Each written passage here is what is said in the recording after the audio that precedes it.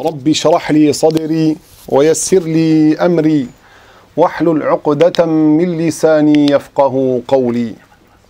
Durant le cours passé, durant le dernier cours, on avait expliqué à la fin du dernier cours ce qu'était le repentir et comment est-ce que la personne pouvait concrétiser un repentir valable à l'égard du jugement d'Allah, à l'égard de la religion d'Allah, de l'islam.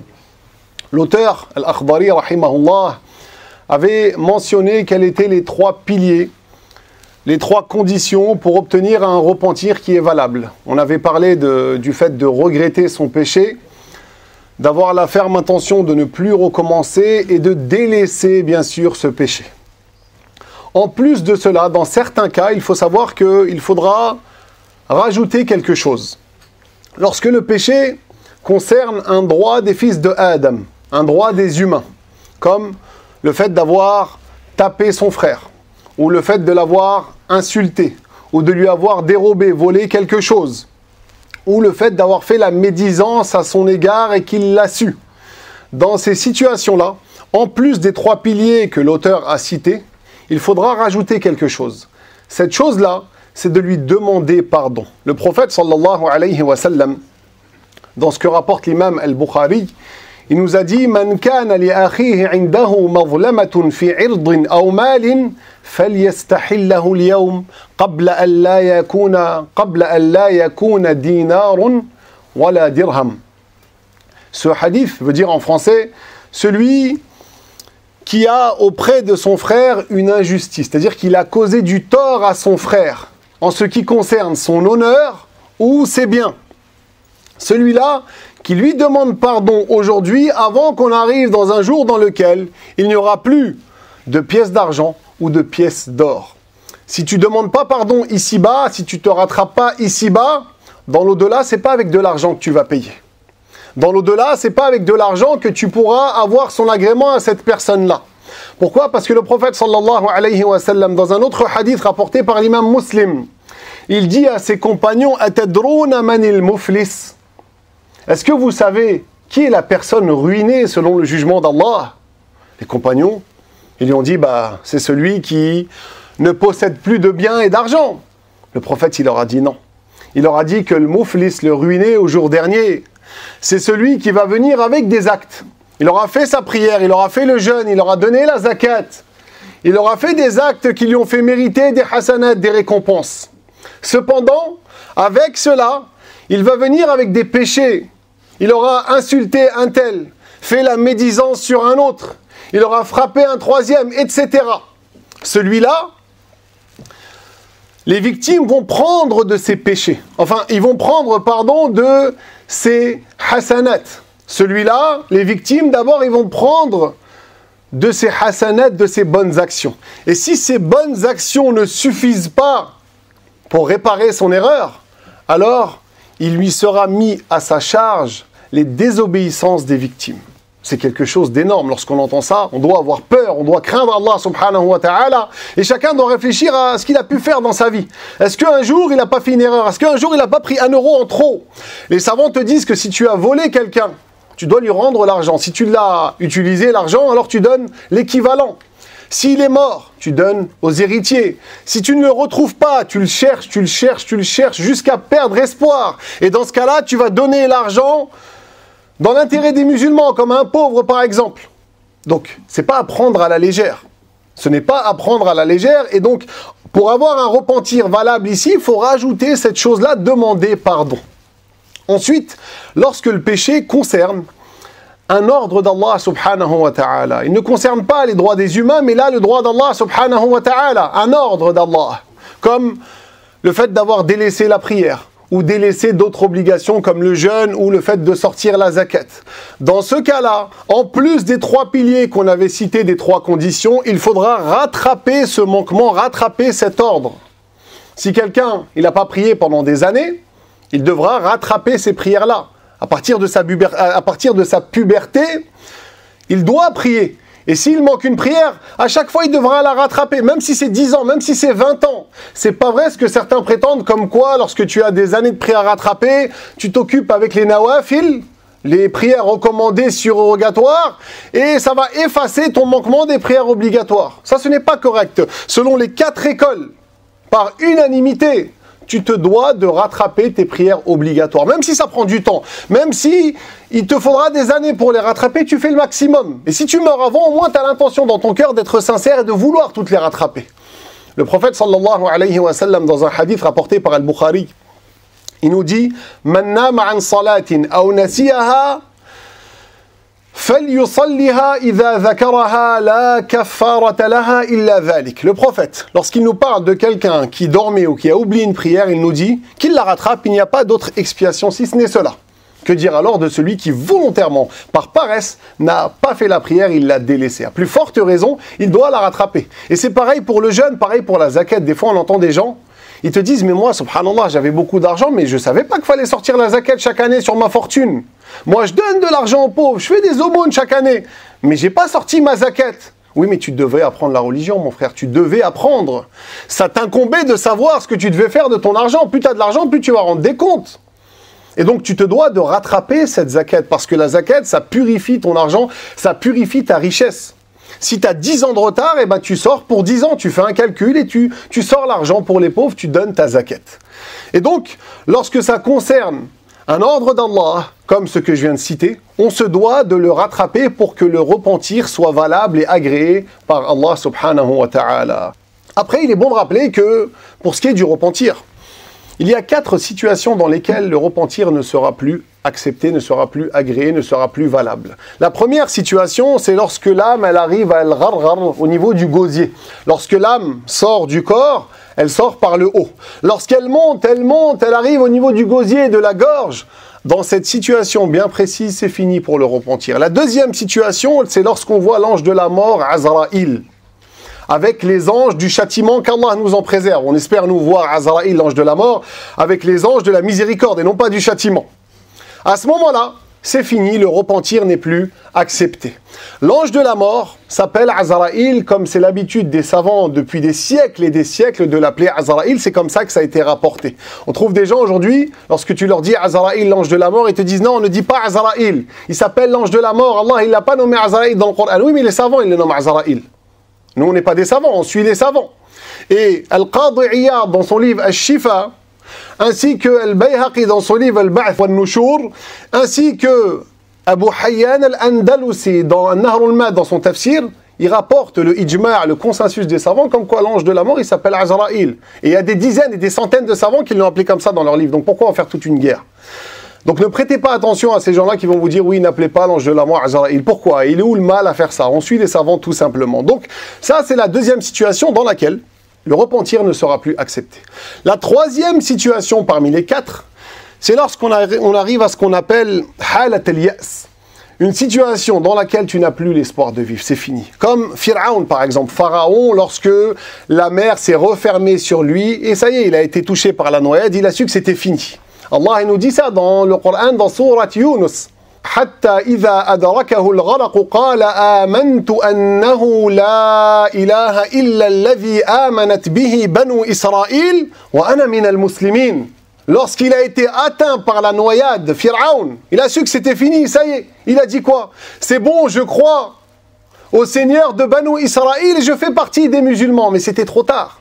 Dans cette situation-là, c'est fini. Si demain, tu es en mer et tu commences à te noyer, et tu tombes tout au fond, tu n'as plus d'espoir. Ça y est, c'est fini. Tu es en train de te noyer, il te reste quelques secondes à vivre. Ça y est, le repentir à ce moment-là, il n'est plus accepté. Ensuite, la quatrième situation dans laquelle le repentir n'est plus accepté, c'est lorsque le soleil va se lever de son couchant, c'est-à-dire de l'ouest. Et ça, c'est un grand signe de la fin du monde. À ce moment-là, Bab Tawbah, la porte du repentir, une grande porte qu'Allah subhanahu wa ta'ala a créée, une porte qui fait 70 années de largeur, elle se refermera et à ce moment-là, c'est fini pour le repentir. Qu'Allah subhanahu wa ta'ala nous accorde un repentir sincère. Donc on continue dans l'introduction du livre. L'auteur, rahimahullah, dit وَيَجِبُ عَلَيْهِ حِفْظُ لِسَانِهِ.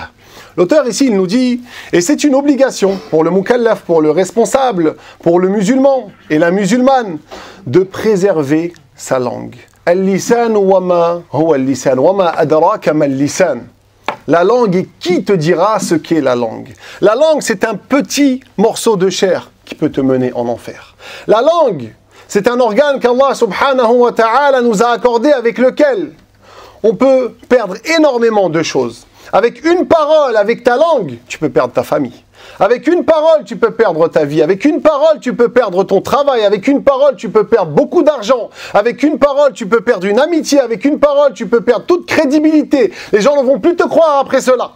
Et bien pire encore, avec une parole, tu peux perdre ta religion. Avec une parole, tu peux perdre ton islam. Allah subhanahu wa ta'ala nous dit dans le Coran, dans Surat At-Tawbah, يَحْلِفُونَ بِاللَّهِ مَا قَالُوا وَلَقَدْ قَالُوا كَلِمَةَ الْكُفْرِ وَكَفَرُوا بَعْدَ إِسْلَامِهِمْ. Ils jurent par Allah qu'ils n'ont pas dit.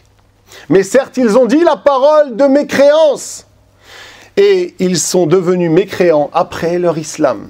Ça fait très peur lorsqu'on entend ça, on se dit, mais avec une parole, bah oui, si quelqu'un dit une parole qui est contraire à l'islam, si quelqu'un il insulte Allah, quelqu'un il se moque de la prière, il se moque de la religion, il se moque du prophète sallallahu alayhi wa sallam, avec une parole, il peut quitter l'islam, il peut annuler son islam, et celui-là, il devra bien sûr revenir à l'islam en prononçant les deux témoignages. Donc ça fait très peur. C'est d'ailleurs pour ça que le prophète sallallahu alayhi wa sallam nous a mis en garde contre la langue. Le prophète alayhi salatu wa sallam, dans le hadith que rapporte l'imam At-Tirmidhi, il est questionné par Mu'adh ibn Jabal, son compagnon. Mu'adh demande au prophète sallallahu alayhi wa sallam de lui indiquer un acte qui le rapprochera du paradis et qui va l'éloigner de l'enfer. C'est un long hadith. Le prophète sallallahu alayhi wa sallam lui cite plusieurs actes, la foi, le jeûne, la zakat, la prière, etc. Et à un moment donné, le prophète sallallahu alayhi wa sallam tient sa langue et il lui dit « Amsik alayka hadha » et il lui dit « Préserve cela, ô Mu'adh. Retiens ta langue, c'est-à-dire. » Alors Mu'adh, étonné, lui dit « Ya Rasulallah, wa inna la mu'akhadhuna bima natakallamu bih » Il lui a dit « Ô messager d'Allah, on va être réprimandé, on va rendre des comptes sur ce qu'on dit. » Et là, le prophète sallallahu alayhi wa sallam lui dit « Thakilatka ummuka ya Mu'adh » Cette parole-là, que le prophète alayhi salatu wa sallam a utilisée, littéralement à la base dans la langue, elle veut dire que ta mère te perde et qu'elle soit triste pour cela. Mais le prophète, alayhi salatu wassalam, c'est pas quelqu'un d'injuste. Il va pas faire un dua contre son compagnon qu'il aime tant. Les Arabes, par la suite, ils se sont mis à utiliser cette expression thakilatka ummuka pour dire intabih lima taqul ou lima sa'aqul. Les Arabes, par la suite, ils ont changé le sens de cette expression. Ils ont voulu dire par cette expression concentre-toi, écoute ce que je dis, fais attention. C'est dans ce sens-là que le prophète alayhi salatu wassalam a utilisé cette formule. Donc quand on voit les traductions où ils écrivent que ta mère te perde, ce n'est pas quelque chose de précis ou de correct. Le prophète, il lui a dit Thakilatka ummuka ya Mu'adh wa hal yakubbu an-nasa fi an-nari ala wujuhihim illa hasaidu alsinatihim. Ensuite, il lui dit quoi? Et est-ce que il y a quelque chose qui va renverser les gens sur leur visage, dans la géhenne, en enfer, si ce n'est la récolte de leur langue. Le prophète alayhi salatu wassalam nous fait savoir dans ce hadith que la plupart des péchés des fils de Adam proviennent de la langue. Et d'ailleurs, dans un autre hadith, il le dit, texto, Aktharu khataya ibn Adam min lisanih. Ça nous fait très peur lorsqu'on entend ça. On se dit, mais finalement, cette langue-là, c'est un grand bienfait. Allah nous facilite avec. Tu peux faire beaucoup de choses avec ta langue. Et en plus de ça, tu peux l'utiliser facilement. Tu es malade, tu peux pas tenir debout, tu peux pas t'asseoir. Tu peux quand même utiliser ta langue. Tu es en train de courir, tu peux utiliser ta langue. Il y a des gens pendant les jogging, pendant leur sport, ils ont une conversation téléphonique. Ta langue, tu peux l'utiliser facilement. Même après une longue journée, tu peux parler. Par contre, quand c'est les autres organes, quand vraiment ton corps est fatigué, quand tu as mal aux jambes, quand tu as mal au dos, etc., eh ben, tu vas être limité. Donc la langue, c'est un bienfait qui est facile pour l'utilisation. Mais le prophète sallallahu alayhi wa sallam, il nous a mis en garde contre l'utilisation de la langue dans ce qui est haram. Il faut la surveiller. C'est d'ailleurs pour ça que son compagnon Abdullah ibn Mas'ud, il a dit « Walladhi la ilaha ghayruh, ma ala wajhi al-ardi shay'un ahwaju min tawli sijnin min lisan » Il a dit « Par Allah, il n'y a pas quelque chose sur terre qui a besoin d'un emprisonnement, d'être emprisonné longuement, si ce n'est la langue. » Quand on entend ces phrases-là, subhanallah, on est censé méditer et réfléchir. La langue qu'Allah t'accorde, t'en fais quoi? Est-ce que tu l'utilises pour le bien ou pour le mal? À la base, Allah subhanahu wa ta'ala, Il ne nous demande pas de parler beaucoup dans notre vie. Ce qui est requis, la solution pour éviter le mal de la langue, c'est de peu parler. Man samata naja. Le prophète, il nous dit, celui qui se tait est sauvé. Allah subhanahu wa ta'ala nous dit quoi dans le Coran? Wa qulu linnasi husna. Dans Surat Al-Baqarah, et dites aux gens des bonnes paroles. Si tu veux parler, c'est pour dire du bien. Sinon, tais-toi, t'as rien à parler. Il y a des gens, des fois, ils s'ennuient, ils disent quoi? Ouais, comme je m'ennuie, j'ai raconté ma vie. Mais non, si tu t'ennuies, tu galères, fais du dhikr, récite du Coran, écoute des bonnes choses. Donc, il faut toujours faire attention à ce qu'on dit avec notre langue. Un jour, il y a un homme sage qui a vu quelqu'un qui parlait beaucoup. Et ça, c'est pas min khisal al-atriya, c'est pas l'habitude, les caractères des gens pieux. Il est parti le voir. Il lui a dit, tu sais, Allah, il t'a accordé 2 oreilles et 2 yeux. Cependant, il t'a donné qu'une seule langue pour que ce que tu emmagasines, ce que tu apprends soit plus grand que ce que tu sortes avec ta langue.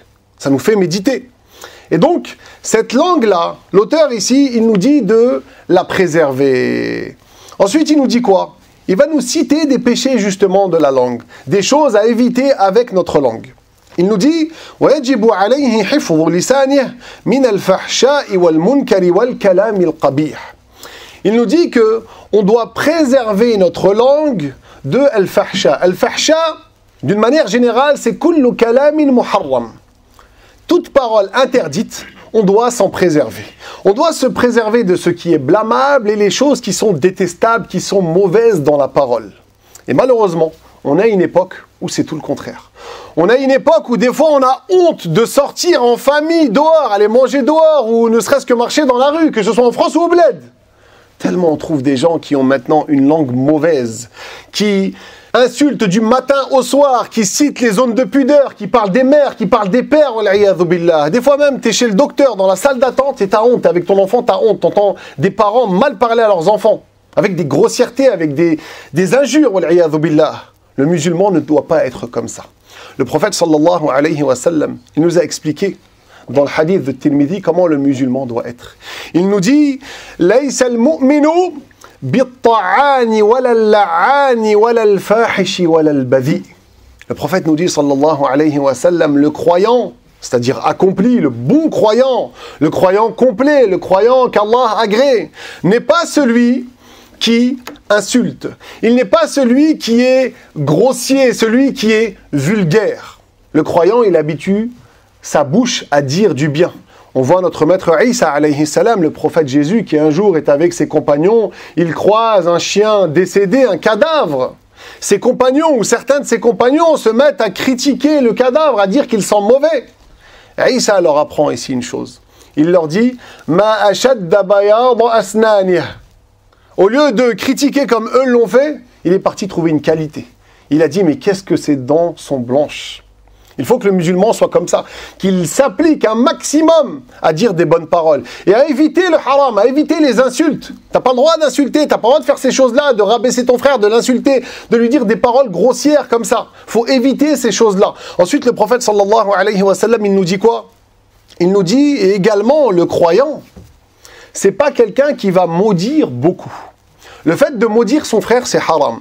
La'nul muslimi ka qatlihi. Dans le hadith que rapporte l'imam Muslim, le prophète, il nous dit que le fait de maudire son frère sans excuse, c'est comme si tu l'avais tué, c'est-à-dire que c'est haram, c'est un grand péché, ce n'est pas autorisé. Le prophète sallallahu alayhi wa sallam, il a même interdit de maudire sa monture. Une fois, il était dans un convoi, dans ce que rapporte l'imam Muslim, il était avec des compagnons, il y avait une femme, elle était sur sa chamelle. Et elle s'est énervée contre sa chamelle, et elle a dit « Hal » pour la réprimander. Elle s'est énervée contre sa chamelle, après, elle a dit « Allahumma l'anha » elle a dit « Oh Allah, maudis-la » Le prophète sallallahu alayhi wa sallam, il a dit « La tusahibna naqatun alayha la'na » Il a demandé qu'on écarte cette chamelle de son convoi, de son assemblée. Il a dit « Une chamelle sur laquelle il y a une malédiction ne nous tient pas compagnie ». Les savants ont expliqué ce hadith et ils nous ont fait savoir que ça ne voulait pas dire que la femme ici, elle devait jeter sa chamelle ou l'abandonner, non. Les savants, comme Nawawi, nous disent clairement qu'elle peut encore la garder, la vendre, l'égorger, la consommer, etc. Mais elle ne reste pas dans l'assemblée du prophète sallallahu alayhi wa sallam. Dans un autre hadith rapporté par l'imam Abu Daoud, le prophète sallallahu alayhi wa sallam, il nous dit quoi? Il nous dit « Idha la'ana al-'abdu shay'an, sa'idati al-la'natu ila as-sama » Si le serviteur, si quelqu'un porte ou demande la malédiction pour quelque chose, alors sa malédiction va monter au ciel. فَتُغْلَقُ أَبْوَابُ السَّمَاءِ دُونَهَا. Et cette malédiction va trouver les portes du ciel fermées. ثُمَّ تَهْبِطُ إِلَى الْأَرْضِ فَتُغْلَقُ أَبْوَابُهَا دُونَهَا. Ensuite, elle va descendre sur terre et elle va trouver pareil les portes fermées. ثُمَّ تَأْخُذُ يَمِينًا وَشِمَالًا. Ensuite, elle va se chercher un passage à gauche, à droite. فَإِن لَمْ تَجِدْ مَسَاغًا رَجَعَتْ إِلَى الَّذِي لُعِنَ فَإِن كَانَ أَهْلًا لِذَلِكَ وَإِلَّا رَجَعَتْ إِلَى قَائِلِهَا. Ensuite, le prophète sallallahu alayhi wa sallam, il nous dit, si elle ne trouve pas de passage, alors cette malédiction va revenir sur cette personne qui a été maudite, dans le cas où elle l'a mérité. Sinon, où est-ce qu'elle va, cette malédiction? Elle repart sur celui qui a prononcé, qui a proféré la malédiction. Donc il faut faire attention, tu ne vas pas maudire n'importe qui comme ça. Tu ne vas pas t'amuser à faire ça, ça pourrait te retomber dessus. En plus, c'est haram, fais attention. Sauf lorsqu'il y a une excuse, bien sûr. Lorsque, par exemple, tu vas maudire quelqu'un qui fait les grands péchés publiquement pour le réprimander dans ce but-là. Ou tu vas maudire celui qui est déjà maudit, comme le shaitan, par exemple. Il a été maudit dans le Coran. « Wa inna alayka al-la'nata ila yawmiddin » comme c'est dit dans Surat al-Hijr. Que Iblis, il a la la'na, la malédiction. La malédiction, c'est quoi? C'est être écarté du bien. Al-ib'ad min al-khayr. Être éloigné du bien. Iblis, il a la malédiction jusqu'au jour dernier. Donc on peut le blâmer, Iblis. Donc il faut faire attention à ne pas habituer sa bouche à dire à chaque fois que Dieu te maudisse, que Dieu le maudisse. Il a un kada, il a un kada. Il y en a beaucoup, ils sont comme ça, et même au bled. C'est triste. Et malheureusement, à cause de ça, certains, ils tombent dans des choses très graves. Ils vont même maudire la religion de l'islam sans s'en rendre compte. Et celui qui insulte l'islam, celui qui maudit l'islam, il quitte l'islam. Ça fait partie des annulatifs, il sort de l'islam. Des fois, il parle à quelqu'un, un musulman, il lui dit « Yal'an kadha wa kadha, ou na'ad-din kadha wa kadha » Il lui cite sa mère, son père, mais la religion de sa mère ou de son père, c'est quoi? C'est l'islam. Donc il faut faire attention, il faut surveiller sa langue à chaque fois. Ensuite, l'auteur, il nous dit quoi? Il nous dit « Wa ayman at-talaq » Après nous avoir dit qu'il fallait éviter les mauvaises paroles, les injures, etc., il nous dit qu'il faut éviter le serment par la répudiation, le serment pour le divorce ou par le divorce. Qu'est-ce que c'est concrètement? Le serment par le divorce, par la répudiation, c'est le fait de faire dépendre son divorce par quelque chose pour inciter ou pour empêcher ou pour montrer qu'on a raison, que quelqu'un a tort. Il y a beaucoup de formules pour cela. Comme par exemple le fait de dire « si tu vas dans tel endroit, tu es divorcé », le fait de dire ça à sa femme. Ou pour l'inciter à faire quelque chose et lui dire « si tu ne fais pas telle chose, tu es divorcé ». Ou dire par exemple « alayya at-talaq », je dois divorcer si là je suis en train de vous mentir en parlant à des gens pour qu'ils te croient, etc. etc. C'est pas une condition de dire « wallah ». C'est pas une condition ici. On parle de serment même si tu dis pas « wallah ». Ces paroles-là, c'est quoi leur jugement? Elles sont déconseillées à al-mu'tamad. Selon l'avis le plus fort, c'est que c'est déconseillé de faire cela. Il y a un avis chez les savants qui dit que c'est carrément haram, c'est carrément interdit, que celui qui fait ça, on le punit. Le calife le punit. Et d'ailleurs, l'auteur ici, Al-Akhdari, je crois qu'il tend vers cet avis-là parce qu'il dit qu'il est une obligation de préserver sa langue. Et après, il cite des choses et il dit justement de ne pas faire le serment par le divorce. Donc ça laisse croire qu'il considère l'avis des savants qui ont dit que c'est une obligation de ne pas faire cela ou que c'est interdit de faire cela. Mais l'avis correct, l'avis le plus fort, c'est de dire que c'est simplement déconseillé. Pourquoi est-ce que c'est déconseillé? C'est déconseillé parce que le fait de trop parler du divorce à chaque fois et de faire des serments comme ça mène à des catastrophes. Combien de couples ont été séparés, ont été détruits à cause de cela? Il y a des gens qui ont la langue facile, enfin ils ont le mot divorcer, le mot divorce facilement sur la langue. C'est très léger, subhanallah. Des fois, tous les jours, on trouve des couples, dans le couple, le mari il parle du divorce. Tous les jours, c'est pas normal. Il y a même des gens, avant même de se marier, ils font ce serment-là, ils disent à la femme, si tu fais ça lorsqu'on est marié, tu seras divorcé. Mais tu n'as même pas encore concrétisé. Tu ne l'as même pas encore la fille, ça se trouve, tu vas même pas te marier avec elle. Arrête d'habituer ta langue à parler du divorce à chaque fois. Parce que ça mène à des catastrophes. Les gens, ils tombent dans ça, ils ne font pas attention, alors qu'Allah leur a donné la responsabilité à l'homme. La femme, elle ne peut pas divorcer. C'est que l'homme qui divorce. Allah, il t'a donné cette responsabilité. Prends-en soin et réfléchis avant de parler. Pense aux conséquences. Tu as peut-être des enfants avec cette femme. Peut-être que tu vas regretter tes paroles. Que tu n'aurais pas voulu les dire. Combien d'hommes ils tombent dans ça? Ils divorcent une fois, deux fois. Ils veulent la récupérer à chaque fois, mais c'est pas infini. At-talaqu marratan. Allah il nous dit que le divorce, suite auquel tu peux reprendre ta femme, il est de deux. À partir de la troisième fois, c'est fini. Tu peux pas la reprendre, si ce n'est sous condition. C'est quoi ces conditions? Elles sont citées dans le Coran, dans Sourate Al-Baqarah. Si il divorce sa femme, elle ne sera plus licite pour lui jusqu'à ce que elle fasse un nikah avec un autre homme. Ici, le nikah qui est visé dans ce verset-là, c'est le rapport dans un mariage. C'est pas seulement le fait de se marier. C'est pas ta femme, tu l'as divorcée 3 fois, ensuite elle se marie avec un homme, elle consomme pas le mariage, après il divorce et c'est bon, tu pourras la récupérer. Non. Il faut qu'elle ait consommé le mariage. Ici, ce qui est visé par là, c'est le wata, comme l'ont dit les savants, et comme le rapporte d'ailleurs Ibn al-Munzir, il y a unanimité des savants à ce sujet. Et une autre preuve à ce sujet, comme quoi, si tu as divorcé ta femme par 3, dans une assemblée ou en plusieurs étapes, en plusieurs fois, même sur plusieurs années, tu devras, si tu veux récupérer cette femme, ta femme, tu devras attendre qu'elle se remarie et qu'elle consomme le mariage, ensuite qu'il la divorce et que tu la remaries. Il y a le hadith du prophète sallallahu alayhi wa sallam rapporté par Al-Bukhari, dans lequel il y a la femme de Rifa'a al-Quradi. Ce compagnon avait divorcé sa femme 3 fois. Sa femme, elle est partie se remarier avec un autre homme qui s'appelait Abdurrahman ibn Zubayr. Cet homme-là avait un problème physique. Alors cette femme, elle est partie voir le prophète sallallahu alayhi wa sallam, elle lui a présenté cela. Alors le prophète alayhi wa sallam, lui qui était intelligent, il a compris ce qu'elle voulait dire. Aturidin an tarji'i ila Rifa'a, tu veux repartir dans le mariage avec Rifa'a, ton premier mari?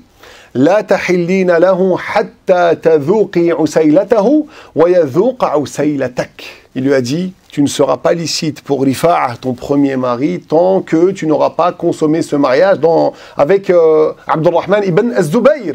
Il lui a fait clairement savoir. Donc ne prêtez pas aussi attention ici à certains qui inventent des fatawa et qui te disent non, selon certains savants, finalement tu peux. Bil ijma' ici, tu n'as pas d'autre solution que de respecter le verset du Coran et le hadith que je viens de citer par unanimité des savants. Il n'y a pas de fatwa valable ici. Des fois on trouve, surtout au bled, on entend ça, il va voir un imam et il lui sort une fatwa, il lui dit oui, mais il y a un avis. Ces avis sont marginalisés, on ne les prend pas en considération selon les 4 écoles ici. Tu devras respecter ce qui est dit clairement dans Sourate Al-Baqarah, le verset que je viens de citer. Donc c'est important de réfléchir avant de parler pour pas tomber dans ces catastrophes. Parce qu'il y a des gens, après, quand on leur dit ça, subhanallah, ils restent quand même avec la femme, parce que tellement ils l'aiment, tellement ils n'acceptent pas qu'elle se remarie, etc., ils ne veulent pas appliquer la loi, mais ils restent dans le haram avec elle, wal-'iyadhu billah. Mais quel est leur devenir après dans leur tombe, dans l'au-delà? Et aussi, le divorce, c'est important de savoir qu'il est valable, il a lieu lorsqu'on est sérieux, lorsqu'on rigole, et lorsqu'on est en colère. Même quand tu es énervé, déjà la plupart des gens qui divorcent, ils sont en colère. C'est rare de voir quelqu'un qui a le sourire et qui divorce. Généralement, quand tu divorces, c'est que ça va pas. Et quand ça va pas, généralement, tu te mets en colère. La plupart des gens, lorsqu'ils divorcent, c'est parce qu'ils sont en colère. Ou talaqul ghadban, le divorce de celui qui est énervé, il a lieu selon les 4 écoles. Il y a des gens, ils vont te sortir un hadith, la talaqa fi irlaq. Ils vont te dire, ouais, des fois quand t'es fermé, t'étais énervé, tellement énervé que t'étais fermé, que le divorce ici, il n'aura pas lieu. Non, la talaqa fi irlaq, ça veut dire fi ikrah. Les savants, beaucoup de savants expliquaient ce hadith en disant que ce qui est visé par là, c'est quand tu es menacé, quelqu'un va te menacer de mort et te met une épée sur la tête si tu divorces pas ta femme. Là, si tu le fais, le divorce, il n'a pas lieu, c'est dans ce sens-là. Donc, il faut faire attention, lorsque tu es énervé, le divorce a lieu. Je ne parle pas, bien sûr, d'un cas extrême dans lequel tu es tellement énervé que peut-être tu es devenu fou ou que tu as prononcé le divorce sans le vouloir. Ça, c'est autre chose, et dans ce cas-là, le divorce n'a pas lieu. Mais la plupart des gens, ils savent très bien ce qu'ils disent. Ils sont simplement énervés, et lorsqu'ils sont énervés, ils se permettent de dire des choses. Mais ils doivent assumer ici. Ils doivent prendre leurs responsabilités et appliquer, bien sûr, la loi de l'islam. Et donc, il faut s'écarter de ces serments-là pour la répudiation, pour le divorce, pour justement ne pas tomber dans ces catastrophes. Ensuite, l'auteur nous dit « Wantihar il-muslim, wa ihanatihi wa sabbihi » L'auteur, il nous dit que, également, il faut préserver sa langue du fait de repousser brutalement le croyant, le musulman, le fait de le rabaisser, le fait de l'humilier, le fait de l'insulter. Tout ça, on le délaisse. Ton frère a une sacralité. Ton frère, le prophète sallallahu alayhi wa sallam, il a dit à son sujet « Innal mu'mina a'zamu indallahi minal Ka'bah » Le croyant est meilleur selon le jugement d'Allah que la Kaaba. C'est quoi la Kaaba? La Kaaba, la bâtisse sacrée, la maison sacrée vers laquelle se dirigent des millions de musulmans chaque année. Lorsque tu arrives devant et que tu la vois au premier regard, si tu fais une invocation, Allah t'exauce. On aime la Kaaba. Et bien malgré ça, le musulman est meilleur que la Kaaba. Ça nous fait réfléchir. T'oserais pas aller casser la Kaaba. T'oserais pas aller mal parler sur la Kaaba. Comment tu vas oser mal parler ou faire du tort à ton frère qui est meilleur que la Kaaba selon le jugement d'Allah? Également, tu ne peux pas l'insulter. Si babul muslim, il faut sûr que le prophète il nous dit qu'insulter son frère, c'est haram, c'est un grand péché. Des fois, on trouve des jeunes aujourd'hui, ils veulent montrer une marque d'affection. Ils sont amis, ils sont potos, comme on dit. Et ils s'insultent mutuellement pour rigoler. Pour eux, c'est une marque d'affection. Wal'iyadhu billah. Tu es en train d'insulter, tu prends Zahma du bon temps, tu penses que tu es en train de rentrer la joie dans son cœur, mais en réalité, toi, tu rentres quoi dans ton cœur? Tu mets à ta charge des péchés, les anges sont en train de noter, il faut faire attention à ça. Le musulman, tu vas pas le rabaisser, tu vas pas te moquer de lui. Combien de fois on entend des blagues comme ça? Il va se moquer de son poids, il va se moquer de sa maigreur, il va se moquer de son aspect, de son nez, de ses cheveux, je ne sais pas. C'est haram de faire ça, même pour rigoler, pour faire rire la galerie. Il y a des gens, ils sont comme ça, ils vont te dire, oui, mais c'est normal, c'est rien, ou on rigole, il n'y a pas de mal. Si, il y a un grand mal. Comment ça, il n'y a pas de mal? On suit la religion ici, où il va te dire, ouais, c'est quelqu'un qui aime bien faire des blagues, il est bon gamin. Mais c'est quoi bon gamin? C'est halal ou c'est haram? C'est haram dans la religion. Tu n'as pas le droit de te moquer de lui. C'est pas tu nous ramènes une expression pour faire passer la chose, ça ne passe pas. Quand c'est haram, c'est haram. Tu n'as pas le droit de te moquer de ton frère. Tout comme toi, quand on te termine. Quand on se moque de toi, t'es pas bien, ça te touche. Comment tu vas oser faire ça pour ton frère? Peut-être que ton frère, il est pieux. Peut-être que ton frère, il est agréé par Allah. Il aura des grands palais au paradis. Peut-être que ton frère, il a un haut degré. Peut-être que ton frère, il fait partie des gens au sujet de qui le prophète sallallahu alayhi wa sallam se languissait. Dans le hadith rapporté par Muslim, le prophète sallallahu alayhi wa sallam, un jour, il est avec ses compagnons, il va visiter un cimetière. Il dit Assalamu alaykum dara qawmin mu'minin wa inna insha'Allah bikum lahiqun. Il dit la parole qui est recommandée de dire lorsqu'on rentre dans un cimetière. Tu passes le salam aux défunts et tu leur dis que c'est des croyants et que nous, insha'Allah, on va les suivre. On va aussi mourir, on va aussi finir dans un cimetière. Ensuite, le prophète sallallahu alayhi wa sallam, il a dit quoi? Il a dit Wadittu annana ra'ayna ikhwanana. Il a dit si seulement j'aurais aimé qu'on puisse voir nos frères. Alors les compagnons ils sont étonnés, ils lui ont dit Ya Rasulallah, alasna bi ikhwanika? Ils lui ont dit oh messager d'Allah, mais c'est pas nous tes frères? Le prophète sallallahu alayhi wa sallam il leur a dit quoi? Il leur dit Bal antum ashabi. Vous êtes mes compagnons. Ikhwanuna alladhina lam ya'tu ba'd. Nos frères sont ceux qui ne sont pas encore arrivés. Le prophète sallallahu alayhi wa sallam, il aurait aimé voir les croyants qui allaient venir après. Et toi, peut-être que ce croyant, tu viens, tu te moques de lui, tu le rabaisses. Tu crois que le prophète alayhi wa sallam aurait aimé cela de ta part? Ensuite, l'auteur, il nous dit « وَتَخْوِيفِهِ فِي غَيْرِ حَقٍّ شَرْعِي » Aussi, parmi les interdictions avec la langue, il y a le fait de lui faire peur. D'ailleurs, que ce soit avec la langue ou même avec un geste.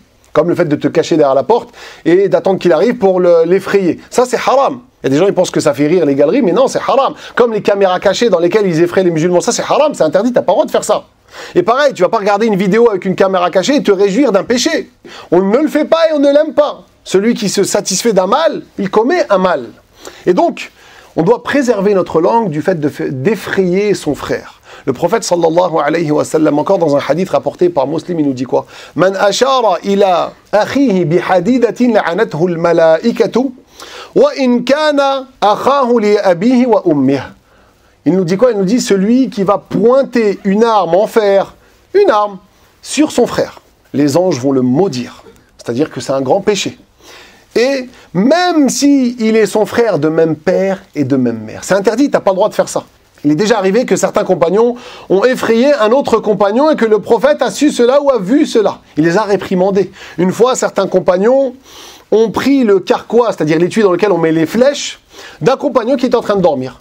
Et ensuite, lorsqu'il s'est réveillé, ça l'a effrayé. Eux, ils ont rigolé. Le prophète alayhi salatu wa salam a demandé ce qu'il s'est passé. Lorsqu'il a su ce qu'il s'est passé, il leur a dit que c'était pas autorisé. La yahillu li muslimin an yurawwi'a musliman. Le musulman ne peut pas faire peur à son frère. Dans d'autres versions, dans d'autres hadiths, il y a des compagnons qui étaient sortis de nuit avec le prophète sallallahu alayhi wa sallam, et certains ont pris la corde d'un compagnon lorsqu'il dormait, et ils l'ont effrayé avec cela lorsqu'il s'est réveillé. Ils ont fait quelque chose avec la corde.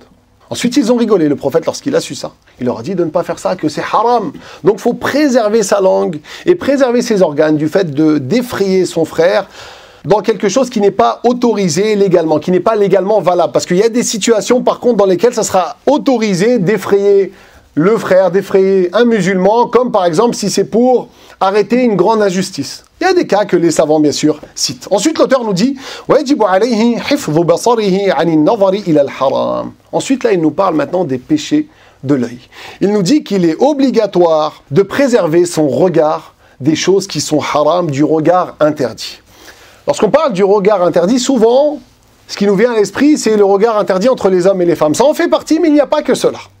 Oui, parmi les regards interdits, il y a le fait d'aller regarder les zones de pudeur des autres. La zone de pudeur de la femme, c'est quoi? Dans notre école, dans l'école malikite, la zone de pudeur de la femme, c'est tout son corps, sauf le visage et les mains. Elle doit couvrir tout ça devant un homme étranger.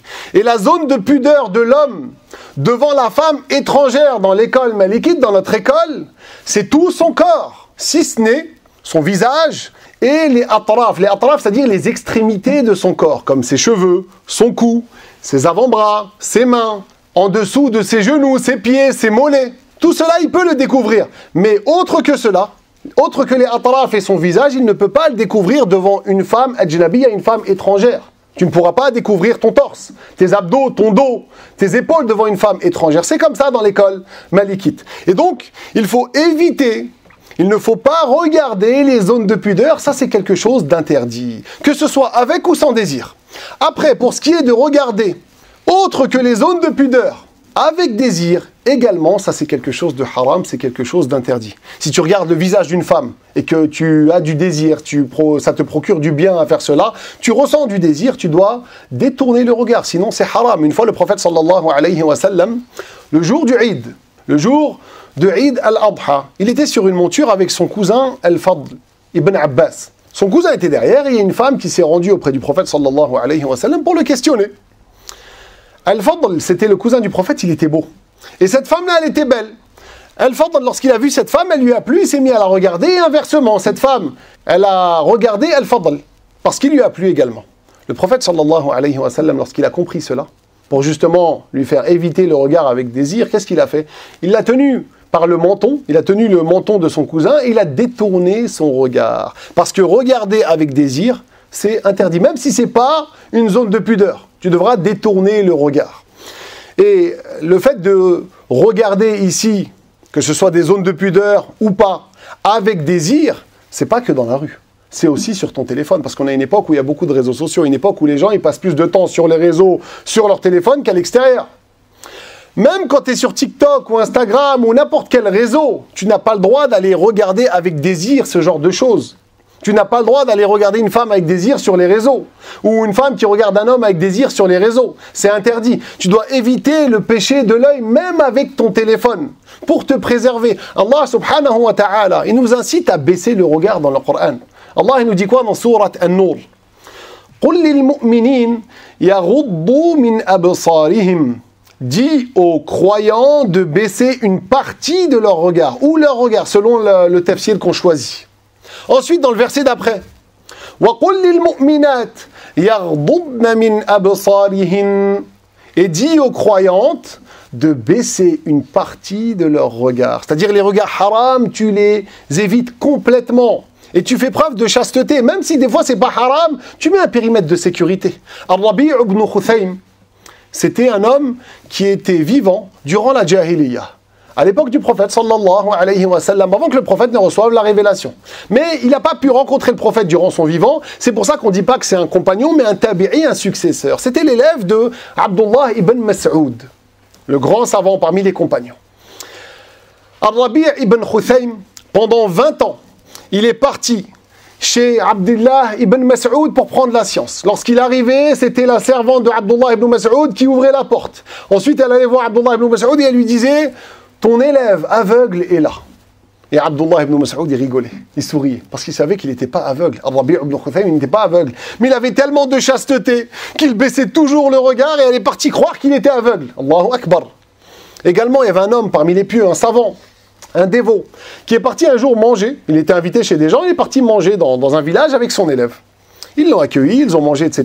Et à la fin, il y a une femme qui est passée pour leur verser de l'eau pour qu'ils puissent se rincer les mains, comme c'est l'habitude en Afrique. Subhanallah. Ensuite, ils sont sortis. Et l'élève, il a dit à son cheikh, il a dit à ce savant: j'ai pas trouvé ça très correct que ce soit une femme qui vienne nous servir de l'eau, qui vienne nous verser de l'eau. Alors le savant, il lui a dit: ça fait des années que je viens ici Et j'ai jamais su si c'était une femme ou un homme. Parce que jamais il a levé la tête. Il baissait toujours le regard. Et c'est comme ça qu'il faut être. Pourquoi? Parce que les savants nous disent que le regard, c'est la grande porte du cœur. Les mauvais regards, les regards haram, ça va polluer ton esprit. Ça va polluer ton cœur. Combien de gens ils passent leur temps sur les réseaux à regarder du haram, à regarder des mauvaises choses. Après, ils s'étonnent de ne pas réussir dans leur vie de couple, de trouver cette routine dans leur vie de couple, de perdre cette satisfaction. Et même certains qui ne sont pas encore mariés, à force de regarder le haram, à force de regarder des illusions, des filtres, du maquillage, des décorations, lorsqu'ils arrivent dans la vraie vie, ils n'ont pas la satisfaction parce qu'ils se sont fait duper par les réseaux, par le virtuel. Et ils ont pollué leur esprit quelque part, ils ont pollué leur cœur. Et donc c'est très important de préserver à chaque fois son regard. Mais les regards interdits auxquels l'auteur fait allusion ici, c'est pas que entre les hommes mais les femmes et les regards avec du désir. Non, il y a d'autres regards qui sont haram, comme aller regarder dans la maison de quelqu'un qui ne t'autorise pas à regarder dans sa maison, ça c'est haram.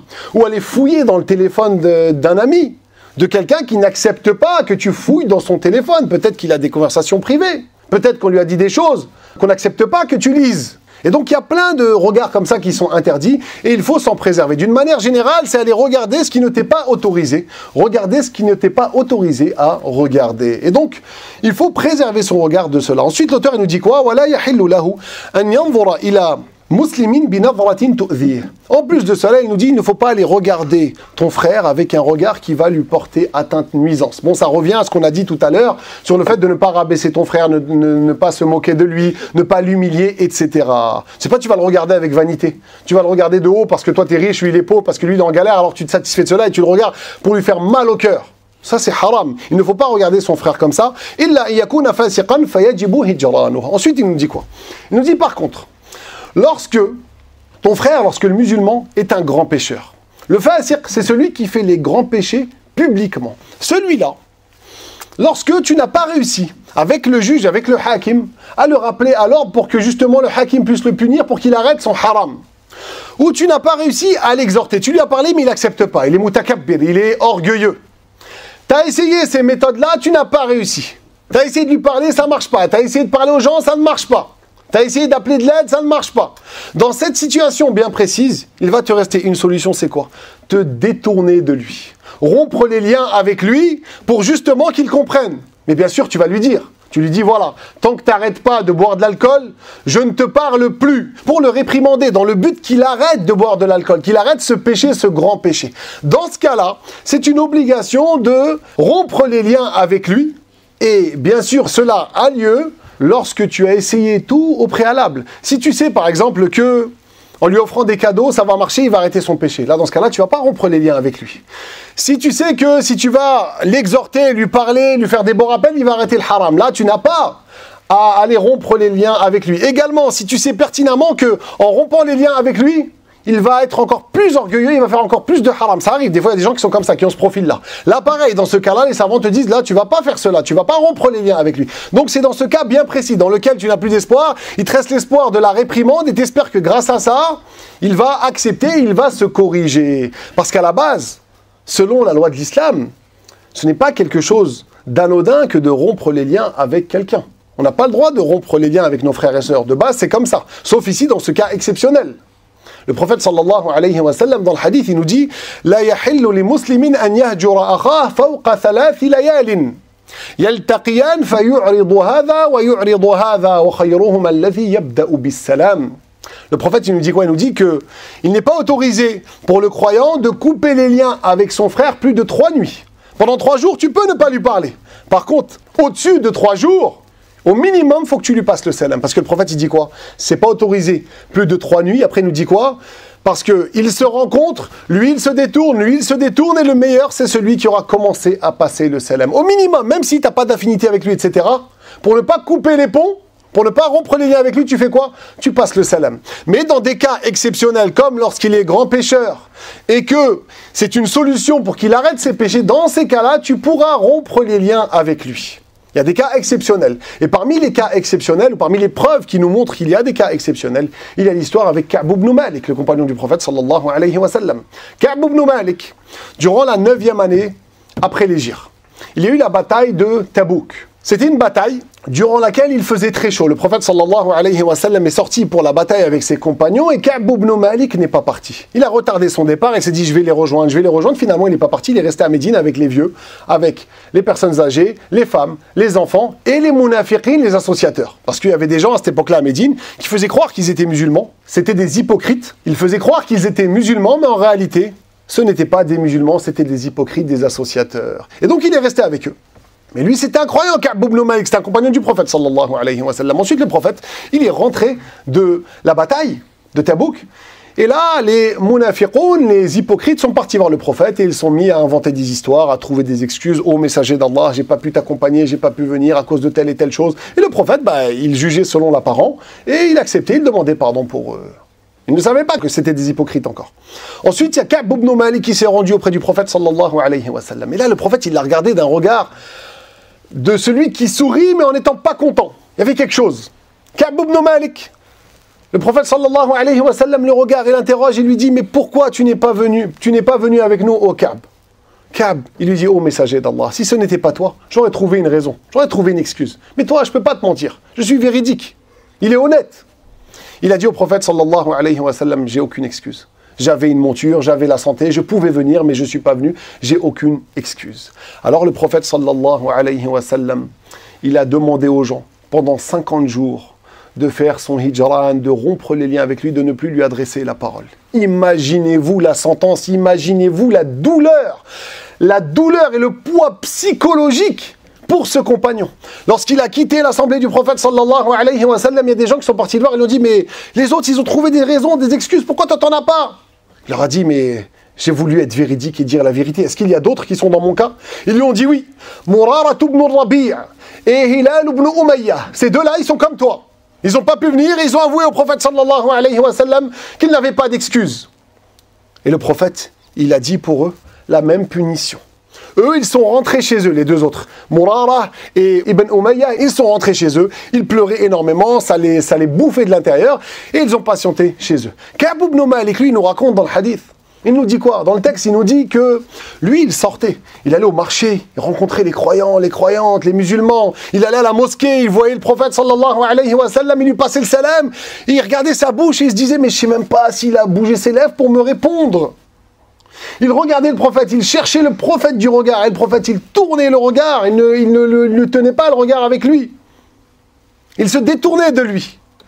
Ça a touché énormément Ka'b ibn Malik à un tel point qu'après plusieurs jours, il est carrément parti voir Ibn Ammihi, son cousin, qui s'appelait Abu Qatada, celui qu'il aimait tant. Il est parti chez lui et il lui a dit « Assalamu alaykum », il lui a passé le salam. Abu Qatada, il lui a pas répondu à son salam. Ça l'a brûlé, Ka'b. Après, il lui a dit « Ta'lamu anni uhibbu Allah wa rasulah ». Il lui a dit « Mais tu sais que j'aime Allah et son messager ». Abu Qatada, il lui a dit « Allah wa rasuluhu a'lam ». Allah et son messager savent plus que tout autre. Ça l'a touché, Ka'b. Ensuite, au bout du 40e jour, le prophète envoie un messager vers Ka'b pour lui dire, le prophète, il t'ordonne que tu te sépares de ta femme. Il a dit quoi? Je la divorce? Il lui a dit non, tu t'en sépares. Alors il l'a rendu à sa famille, c'est-à-dire il lui a dit rentre chez ta famille pendant ce temps-là. Ensuite, le 50e jour est arrivé. Et là, il y a un homme qui s'est mis à appeler Ya Ka'b ibn Malik, Ya Ka'b ibn Malik. Ka'b, il l'a entendu. Il est venu à lui, il lui a dit Abshir, Abshir, je t'annonce la bonne nouvelle. Allah a fait descendre sur son prophète ton repentir, comme quoi il a agréé ton repentir. Ka'b est tombé par terre pour se prosterner, pour remercier Allah subhanahu wa ta'ala. Ensuite, il l'a pris dans ses bras. Il a demandé un autre habit. Il avait juste 2 habits, il n'avait rien d'autre. Il a demandé un autre habit pour pouvoir offrir les 2 habits, seuls qu'il avait sur lui, à cet homme qui lui a annoncé la bonne nouvelle. Ensuite, il est parti à la mosquée. Les gens lui ont dit Al-Hana, yuhanni'unahu, ils l'ont félicité. Talha, il s'est levé, il l'a pris dans ses bras. Dans la mosquée du prophète sallallahu alayhi wa sallam. Ensuite, il a passé le salam au prophète. Le prophète l'a félicité. Le prophète lui a dit depuis que tu es né, il s'agit ici d'un grand jour dans ta vie. Ka'b était énormément content. Parce qu'il y a justement un verset qui est descendu sur le prophète sallallahu alayhi wa sallam dans Surat At-Tawbah qui a justement prouvé ou montré qu'Allah avait agréé leur repentir à ces trois-là. وعلى الثلاثة الذين خلفوا حتى إذا ضاقت عليهم الأرض بما رحبت وضاقت عليهم أنفسهم وظنوا أن لا ملجأ من الله إلا إليه ثم تاب عليهم ليتوبوا إن الله هو التواب الرحيم. Au sujet de ces trois-là qu'Allah a agréés, ces trois qui sont restés à l'arrière, ils ne sont pas partis à la bataille de Tabouk. Allah les a agréés. Allah les a agréés alors que ils avaient eu l'impression durant cette période que la terre était devenue étroite. Ils se sont renfermés sur eux, ça les brûlait à l'intérieur. Et ils ont su qu'ils n'avaient de refuge si ce n'est le repentir auprès d'Allah, demander à Allah le pardon. Et Allah leur a accordé le repentir, et il est celui qui accorde le repentir. Toute cette histoire, c'est juste pour nous montrer que, ici, le prophète sallallahu alayhi wa sallam nous a montré qu'il y avait des exceptions dans lesquelles on pouvait justement rompre les liens avec celui qui est tombé dans le haram, et on parle de celui qui a commis un grand péché, comme l'auteur en a parlé. Ensuite, l'auteur, il nous dit quoi? L'auteur, il nous dit « وَيَجِبُ عَلَيْهِ حِفْظُ جَمِيعِ جَوَارِحِهِ mastata ». Ensuite, il nous dit que c'est aussi une obligation de préserver nos organes, que la personne aille préserver ses organes du mieux qu'il puisse, du mieux qu'elle puisse. Les organes, c'est un bienfait de la part d'Allah subhanahu wa ta'ala. Et on va rendre des comptes sur chacun de nos organes. C'est important de les préserver parce que tu vas être questionné dessus. Et les versets dans le Coran qui nous parlent de ce questionnement au sujet des organes au jour dernier sont notoires. Il y en a énormément. Allah subhanahu wa ta'ala dans sourate Al-Isra, il nous dit quoi? كل أولئك كان عنه مسؤولا إن السمع والبصر والفؤاد كل أولئك كان عنه مسؤولا. Lui, l'a vu, le cœur sur tout cela.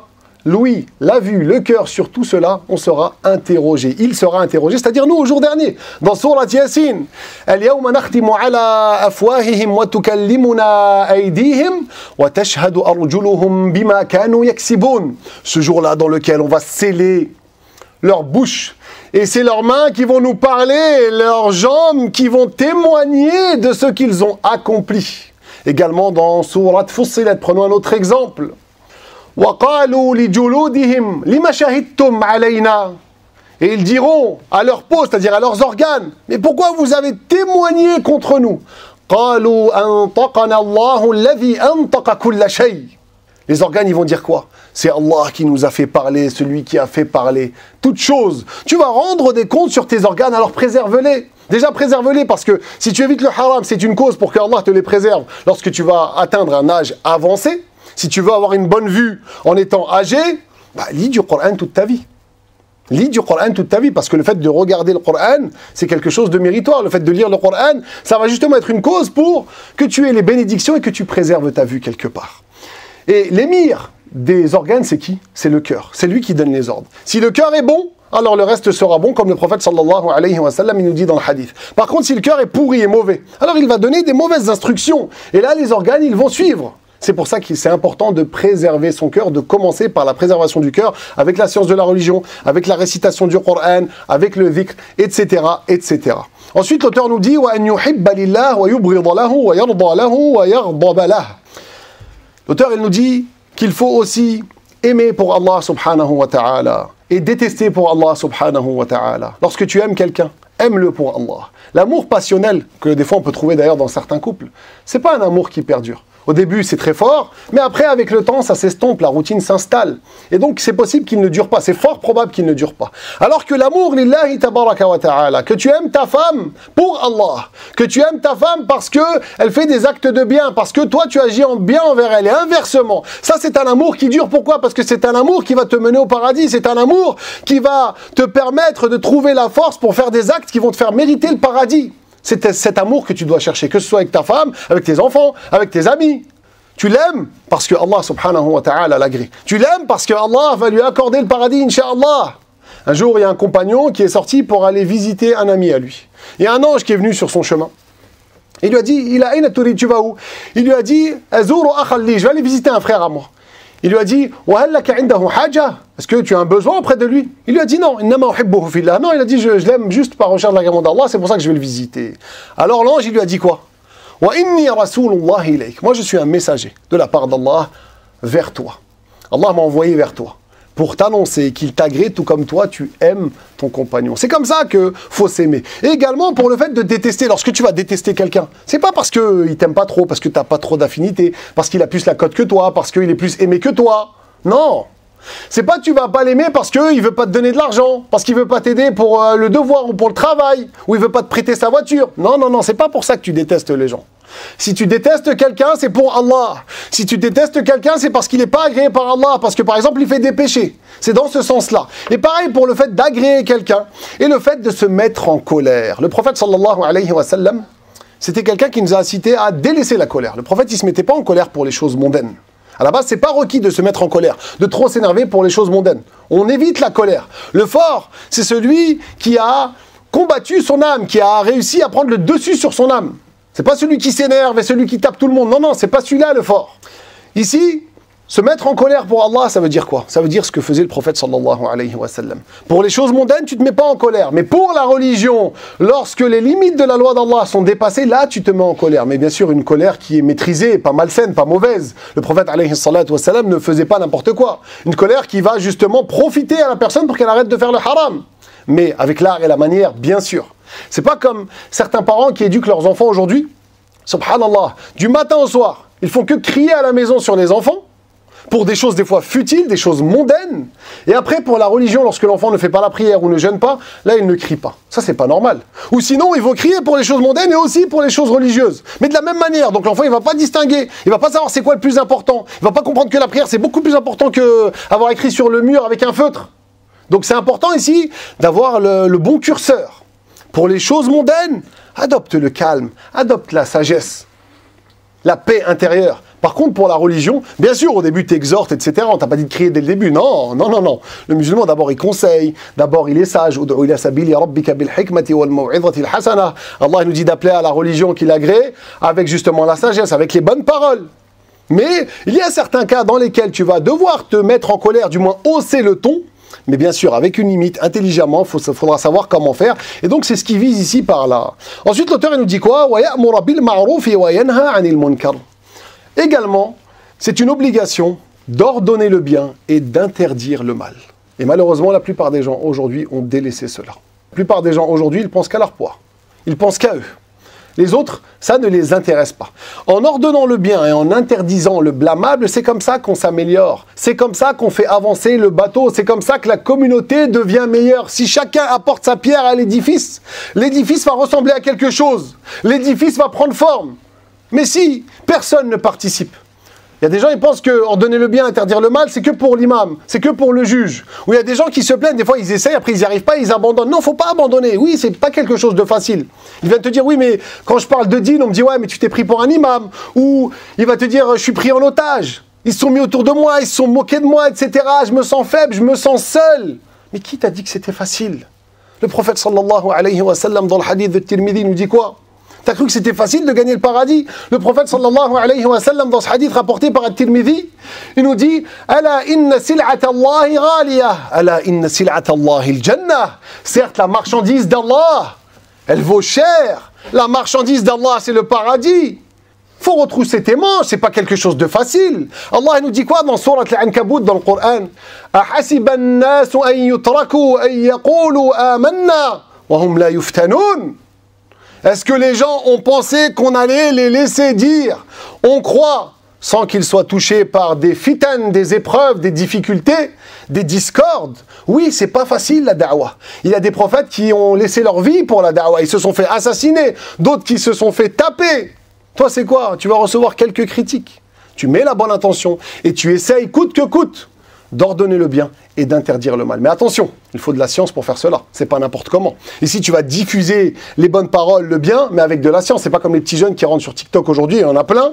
Ils ont pas de science. Ils mettent un qamis, ils ouvrent une chaîne, Abou Foulan, et ils se mettent à parler de din. Et ils ont rien appris, ils ont aucun bagage religieux et ça s'entend. Ça se voit lorsqu'ils parlent. C'est pas comme ça. Avant d'ordonner le bien et d'interdire le mal, faut que tu apprennes d'ailleurs la religion, d'abord la religion, et après, t'essayes de faire ça, et bien sûr avec sagesse à chaque fois. Ensuite, l'auteur il nous dit وَيَحْرُمُ عَلَيْهِ الْكَذِبُ وَالْغِيبَةُ وَالنَّمِيمَةُ. Ensuite, il nous dit qu'il est interdit de tomber dans le mensonge. Le mensonge, c'est dire une parole qui est contraire à la réalité, khilaf al-waqi', amdan, volontairement, délibérément. Ça, c'est haram, c'est pas autorisé. Même si c'est pour rigoler. Que ce soit en étant sérieux ou pour rigoler. La preuve, c'est que le prophète sallallahu alayhi wa sallam, dans la parole rapportée par Al-Bukhari, il nous dit quoi? La yasluhu al-kadhibu fi jiddin wala fi hazl.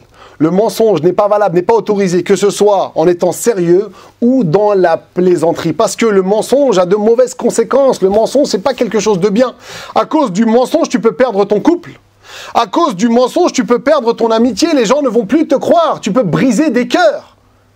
Donc, on évite au maximum le mensonge. On ne tombe pas dans ça. Et même si c'est pour rigoler. Même si c'est pour rigoler. Il y a des gens à notre époque qui sont partis voir une mère qui vivait à l'étranger et qui lui ont dit, ton fils qui est à l'étranger, qui est parti à l'étranger pour travailler ou des études, je ne sais pas, il s'est fait taper par une voiture et il est mort. Cette femme-là, elle est morte sur place, subhanallah, elle a fait une crise cardiaque. C'est pas un jeu. Quand tu rigoles, tu n'as pas le droit de mentir, et même quand tu es sérieux. Il y avait quelqu'un qui s'amusait beaucoup à mentir. C'était un rigolo, il aimait bien faire des blagues. À chaque fois, il mentait. À un tel point que c'est bon, les gens l'ont connu pour être un grand menteur. Parce que quand tu multiplies une chose, tu vas être connu par cette chose. Et lui, il faisait que mentir, à un tel point que khalas, les gens ils se sont dit, c'est bon. Lui, c'est un menteur, on ne le croit plus. Un jour, il a appelé les gens parce qu'il était vraiment en galère, vraiment en difficulté. Il avait besoin qu'on le sauve. Personne n'est venu l'aider. Il en est mort. Donc le mensonge, c'est pas quelque chose qu'on doit prendre à la légère. Ensuite, il nous dit quoi? Al-ribatu wan-namima. Il nous dit aussi, c'est interdit de tomber dans la médisance. La médisance, c'est quoi? Le prophète sallallahu alayhi wa sallam lui-même l'a défini. Il nous a dit, enfin il a dit à ses compagnons, Atadruna mal riba, est-ce que vous savez c'est quoi la médisance? Ils lui ont dit, Allah wa rasuluhu a'lam, Allah et son messager savent plus que tout autre. Il leur a dit, dhikruka akhak bima yakrah, dhikruka akhak bima yakrah. Il leur a dit, c'est le fait de mentionner ton frère dans ce qui lui déplaît, à propos d'une chose qui lui déplaît. Alors les compagnons ont dit au prophète sallallahu alayhi wa sallam, Ya Rasulallah, qila ya Rasulallah, ara'ayta in kana fihi ma aqulu fi akhi, ô messager d'Allah, mais si véritablement il a cette chose-là, je n'ai pas menti à son sujet. Le prophète sallallahu alayhi wa sallam, il a répondu quoi? In kana fihi ma taqul faqad irtabtah wa in lam yakun fihi faqad bahattah. S'il s'avère que tu n'as pas menti, il est vraiment caractérisé par cette chose que tu lui as attribuée, alors tu es tombé dans la médisance, c'est haram. Et si il s'avère que tu as menti, il n'a pas cette chose-là, alors tu es tombé dans la calomnie, c'est encore plus grave, parce que tu mens, c'est encore plus grave que la médisance. Et donc, la médisance, c'est quelque chose de haram, il faut s'en éloigner. Il ne faut pas parler sur les gens, et malheureusement, la plupart des foyers aujourd'hui, ils sont tombés dans ça. La plupart des maisons aujourd'hui, ils sont touchés par la médisance. C'est rare de trouver une maison dans laquelle l'homme, il va parler à sa femme, ou la femme, elle parle à l'homme, ou l'homme, il parle à son ami lorsqu'il l'invite, ou la femme qui parle à sa copine lorsqu'elle l'invite. Et qu'elle commence à rentrer dans la médisance et que l'autre personne qui écoute, elle lui dit « Oh, c'est haram, hop, hop, hop, ne parle pas sur les autres. C'est ton frère, c'est ta sœur, c'est haram, bien, on change de sujet. » Parce que c'est comme ça qu'on doit être. Lorsqu'il y a du haram devant toi, tu dois stopper la personne. Et si la personne, elle n'arrête pas le haram, tu quittes l'assemblée, tu la laisses pas, tu la mets en garde. C'est comme ça qu'on doit être. Ordonner le bien, interdire le mal. Et donc la médisance, c'est quelque chose d'interdit, il faut s'en préserver. Après, il y a des cas bien précis dans lesquels la médisance sera autorisée. Les savants, ils les ont réunis dans un vers de poésie. En arabe qui dit Tadallam wasta'in wastafti hadhir wa'arrif wadhkuran fisqal mujahir. Tadallam, ça veut dire si tu as subi une injustice, tu as le droit d'aller voir le juge, le hakim, pour lui dire voilà, il y a un tel qui m'a fait telle injustice. Là, c'est pas une médisance, c'est autorisé. Enfin, c'est une médisance qui est autorisée. Là, c'est pas haram. Tadallam wasta'in. Également, le deuxième cas de figure, c'est lorsque tu vas demander de l'aide pour justement réprimander quelqu'un qui est dans le haram. Quelqu'un, il est tombé dans le péché, toi tu lui dis d'arrêter, il ne veut pas arrêter. Mais tu connais quelqu'un qui est très respecté. Si tu le ramènes à cette personne-là, il va l'écouter. Il le respecte énormément. Dans ce cas-là, tu as le droit ici d'aller justement le mentionner pour cela. Ensuite, la troisième situation, c'est lorsque tu demandes une fatwa. Tu vas voir un moufti. Tu as besoin de rentrer dans les détails de ta vie, dans les détails d'une affaire avec quelqu'un pour justement avoir une réponse. Dans ce cas-là, ça va être autorisé. Après, hadhir, quand tu mets en garde également, là, c'est autorisé. Un boucher, par exemple, qui vend de la viande qui n'est pas halal, tu le sais pertinemment. Et tu lui as dit d'arrêter, il ne veut pas arrêter. Dans ce cas-là, tu vas dire aux gens, faites attention, ici, c'est pas halal. Ce boucher, c'est un traître. Ou par exemple, il y a un prédicateur qui dit n'importe quoi, un imam égareur. Tu sais qu'il mène les gens vers l'égarement. Dans ce cas-là, tu as le droit de le citer, de citer son nom, justement pour que les gens en prennent garde. Arif ici, c'est lorsque tu vas vouloir parler d'une personne. Et on ne la reconnaît pas. Tu as cité des choses pour que les gens puissent comprendre à qui tu fais allusion, mais personne ne la reconnaît. Alors dans ce cas-là, tu vas dire par exemple, telle personne qui boite. À la base, tu voulais pas dire ça. À la base, tu n'allais pas commencer par ça. Mais là, personne ne l'a reconnu. Donc finalement, tu es amené à dire qu'il est concerné par le fait de boiter parce que les gens vont le reconnaître avec ça. Dans ce cas-là, ce ne sera pas de la médisance qui est haram. Mais ensuite, le dernier cas, c'est lorsque tu vas citer le péché qu'un grand pécheur fait, justement pour le réprimander. Pas pour se moquer de lui, pour le réprimander. Dans ce cas-là, ce sera autorisé. Ensuite, l'auteur nous dit quoi? An-namima, et on va s'arrêter avec ça. An-namima, c'est quoi? C'est le fait de rapporter les paroles des uns des autres pour semer la discorde. Ça, ce n'est pas quelque chose d'autorisé. C'est quelque part, tu vas semer la zizanie, tu vas faire comme le shaitan en fait, tu vas vouloir le mal entre les gens, wal'iyadhu billah. Ça, c'est haram. Le prophète, il nous dit, sallallahu alayhi wa sallam, la yadkhulul jannata qattat, n'entrera pas au paradis, c'est-à-dire parmi les premiers, celui qui fait beaucoup justement l'anamima, qui va rapporter les paroles des uns des autres pour faire le haram. Il va voir un, il lui dit, ouais, tu sais ce qu'il a dit lui sur toi? Après, il va voir l'autre, ouais, tu sais, l'autre, il a répondu quoi sur toi? Pour faire des problèmes, provoquer des désaccords entre eux. Ça, c'est quelque chose de haram. Le prophète sallallahu alayhi wa sallam, ici, il ne veut pas nous dire dans le hadith qu'il ne va pas rentrer du tout au paradis. Non, ça, c'est un usage que le prophète a l'habitude de faire, d'utiliser. Comme lorsqu'il nous dit dans un autre hadith, la yadkhulul jannata qati'u rahim. N'entrera pas au paradis celui qui a rompu les liens avec ses proches parents. Ici, c'est-à-dire il ne rentrera pas parmi les premiers. Pareil lorsqu'il nous dit la yadkhulul jannata man kana fi qalbihi mithqalu dharratin min kibr. N'entrera pas au paradis celui qui a un atome d'orgueil dans son cœur. C'est-à-dire parmi les premiers. Mais s'il est mort croyant, il va rentrer au paradis. Donc faites attention des fois aux mauvaises traductions. Des fois, il y a des gens qui disent ça. Ils disent, oui, mais toi, comme tu as fait la namima, jamais tu iras au paradis. Non, si quelqu'un est meurt musulman, même s'il passe par l'enfer, forcément, un jour, il sortira de l'enfer, il entrera au paradis. Donc il faut éviter ces péchés-là. La namima, la riba, la médisance. Un jour, il y a un homme qui est parti voir un dévot, un homme pieux, et il lui a dit, tu sais ce qu'un tel a dit sur toi? Le dévot, il lui a dit quoi? L'homme pieux, il lui a dit quoi? Il lui a dit, mais le shaitan n'a pas trouvé une autre personne pour se moquer de lui que toi. Mais pourquoi tu viens me raconter ça? Je ne veux pas entendre cette médisance. Regardez comment ils étaient. Donc, il faut éviter ces péchés-là parce que la médisance, l'anamima, le fait de rapporter les paroles pour semer la discorde, et le fait de se souiller avec l'urine, hashakum akramakumullah, quand quelqu'un il va aux toilettes et il ne se purifie pas, il ne nettoie pas ses parties intimes. Ces trois péchés-là sont parmi les plus grandes causes du châtiment dans la tombe. Donc il faut faire très attention. C'est le prophète sallallahu alayhi wa sallam qui nous a appris cela. Et pour éviter le châtiment de la tombe, non seulement on évite ces péchés-là, et on essaie d'éviter d'ailleurs tous les péchés, et en plus de ça, on honore notre âme tous les soirs, à partir du Maghrib jusqu'à Sabah, c'est-à-dire avant que le soleil se lève, à réciter Surat al-Mulk. C'est une sourate dans le Coran qui fait 30 versets. Le prophète sallallahu alayhi wa sallam en a fait l'éloge et il a dit qu'il aurait aimé qu'elle soit dans le cœur de chaque croyant. Un jour, il y a un compagnon qui va voir le prophète sallallahu alayhi wa sallam. Il lui dit, cette nuit, j'ai posé ma tente sur une tombe. Je ne savais pas que c'était une tombe. Et durant la nuit, j'ai entendu de la tombe quelqu'un qui récitait tout Surat al-Mulk. Il s'est étonné. Il est parti voir le prophète, il a questionné à ce sujet. Le prophète sallallahu alayhi wa sallam, il lui a dit, Hiya al-mani'a, hiya al-munji'a. Al-Mulk, Surat al-Mulk, c'est 30 versets, tu mets environ 6-7 minutes pour la réciter, pas plus. C'est la surah qui empêche le châtiment, hiya al-mani'a wa hiya al-munji'a. Et c'est aussi la surah qui va te protéger du châtiment de la tombe. Qu'Allah subhanahu wa ta'ala nous accorde de pouvoir la réciter chaque soir afin d'éviter ce châtiment dans la tombe et le châtiment aussi au jour dernier et dans l'au-delà. Wa akhiru da'wana alhamdulillahi rabbil alamin. On s'arrête là pour aujourd'hui, incha'Allah, et durant le cours prochain, on continuera et on finira l'introduction. Et le cours d'après, on rentrera directement dans la purification bi'idhnillah. Wa barakallahu fikum wa alaykum.